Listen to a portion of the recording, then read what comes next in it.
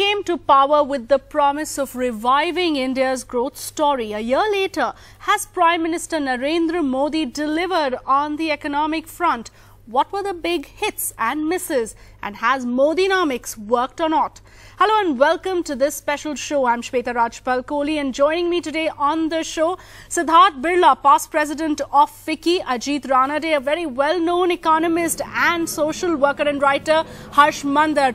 Pleasure to have all of you here on the show. Before we start the discussion, a quick look at what some of the big industry leaders have told us about the performance of the Modi government in its first year. The overall verdict: it was a good year. The sentiment has changed and it is positive, but it could have been much better. We have at the policy level tremendous announcements and engagement from this government. If at all there is some despair that begins to settle in, it is because of the pace of change, where I believe we had set very unrealistic targets for ourselves and for the government, and we have to be patient. They have done a pretty decent job. I think I'm quite satisfied with the way the Modi government has performed, especially in context of the anti-development rhetoric that we are hearing from Congress. I think given the kind of challenges that the Modi government has had in rolling out some of its important reforms, given the hostile opposition that it has received from the Congress and other opposition parties, I think they have done a pretty decent job. I don't think the government handled the MAT issue on FIIs too well. Currently they have clarified and they have set up a commission to look into it. So I hope it's behind us. It's been fairly positive. They've achieved a fair amount of initiatives, and what I can see for going forward is a positive outcome for India and the citizens of India. Overall, a thumbs up from India Inc. Let me go across first to Mr. Siddharth Birla to take forward that view. Mr. Birla, the opposition's charge has been throughout that this is a government that works only for the corporates. You had former Finance Minister Chidambaram actually say, ask a farmer about the performance of the government and they will give it 0 on 10. But ask an industrialist and you'll get a 10 on 10. Would you agree with that view? No, I think that's a very extreme view, perhaps driven by the political need of the party or the political agenda of the party. And I don't want to get into the politics of it. I didn't hear some of the comments that you played out. But really speaking, I think the biggest change is that, investment and creation of jobs are actually back on business agendas. And I wouldn't just say corporates, because, see, let me say that a corporate is a citizen of the country, just as a farmer is, just as a shopkeeper is, just as a small businessman is, and just as a media person is. I don't think we are going to interchange our professions from time to time. So I think everybody needs to be carried forward by the policies of the government. Okay. And I think if government is only going to look at either a farmer or an ordinary man or a corporate, it's going to set itself up for failure. So I think the sentiment has been driven towards the positive. Investment and job creation is back on the agenda. Consumer demand is still low, but the government can do not much about that. And that's where I leave it. Okay, would you like to put a number to that, a rating of on a scale of 0 to 10?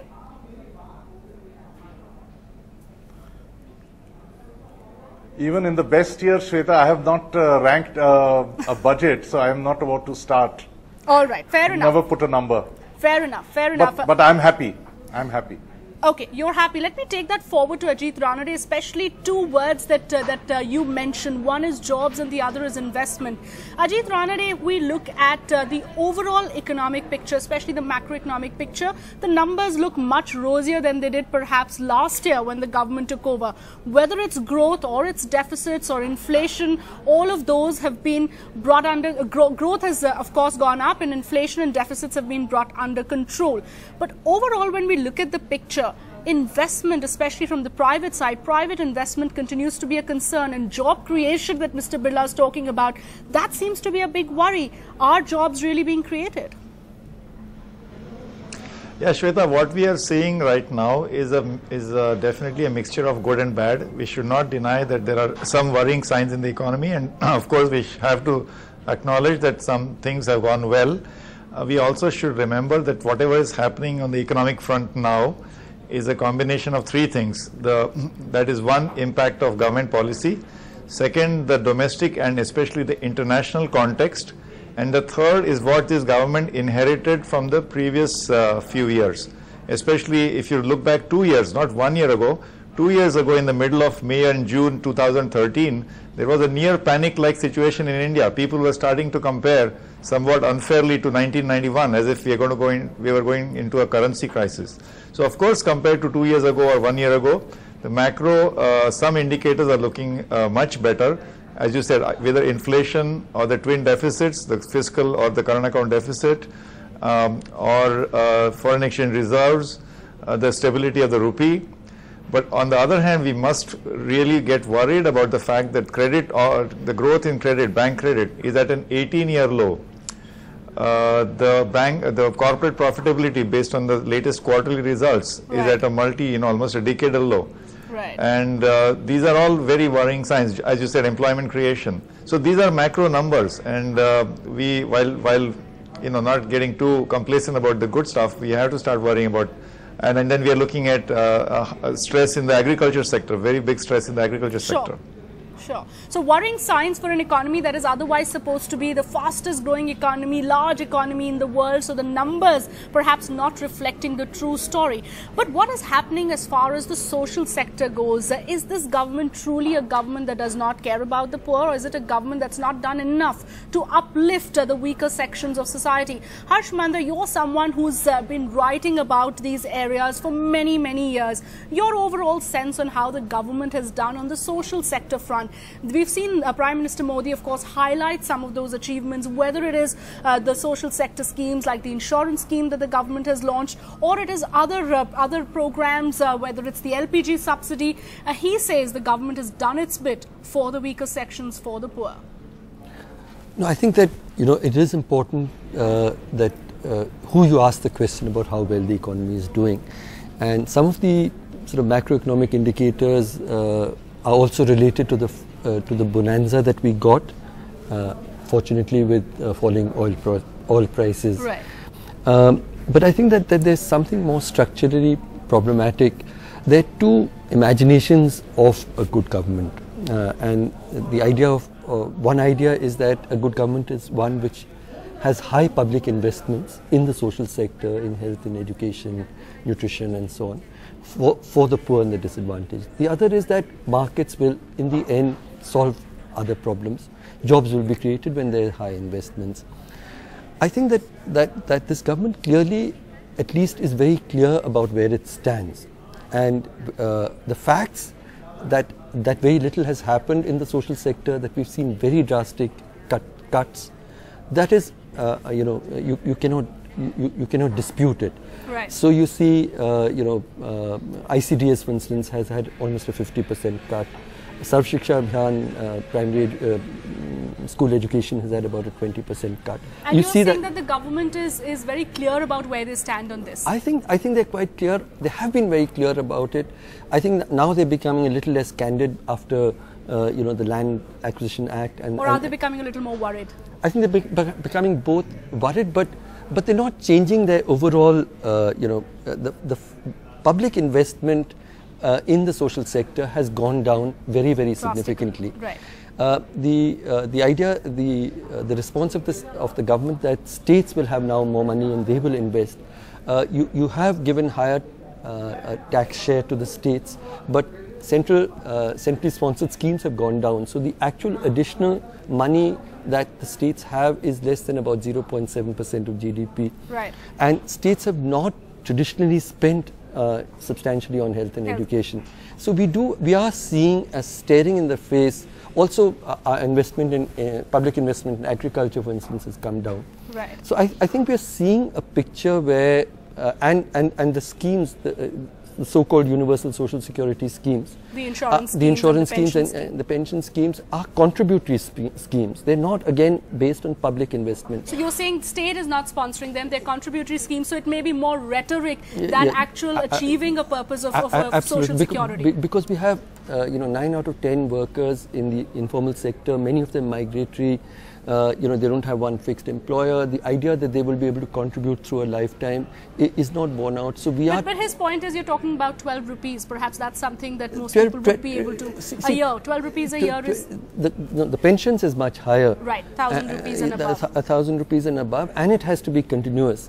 And I think that so there's no doubt that this is not a government which believes in high public investments for the poor. Whether that's a good thing or not. So you're saying the intent is also lacking and the action is also lacking. Action is also lacking. The larger issue right now facing the Indian economy is that private investment is so weak. Why is industry not spending? Why are we seeing industry sitting on the sidelines and not spending if all is well with the economy? You talked to them about the Modi government. They say thumbs up, all is well, very positive, very optimistic. Then why is that spending not coming in? Why is the government not being able to build that confidence? I'd like you to answer that.